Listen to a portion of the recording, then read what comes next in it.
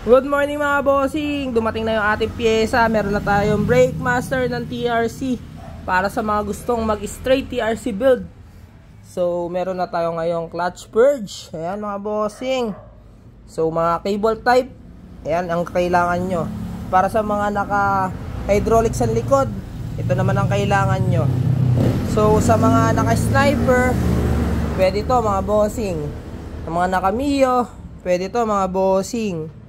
Sa mga naka MX, MXI, M3, click, pwede to mga bossing. Sa mga naka disc ang likod, ito naman ang gagamitin nyo mga bossing. Naka dual na hydraulics, left and right.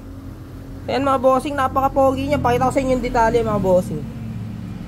Naka CNC yan buo mga bossing, oh. Tapos ang ganda nung kanyang adjuster.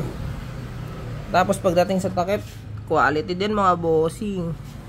Ayan o, napakaganda. So, ganito din yung kakabit natin doon sa MX ko mga bossing. Hintayin nyo. Ganito yung kakabit natin.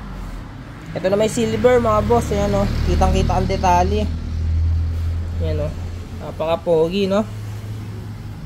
Ayan mga bossing, sa mga gustong umorder habang meron pa, o, PM na kagad, let's go.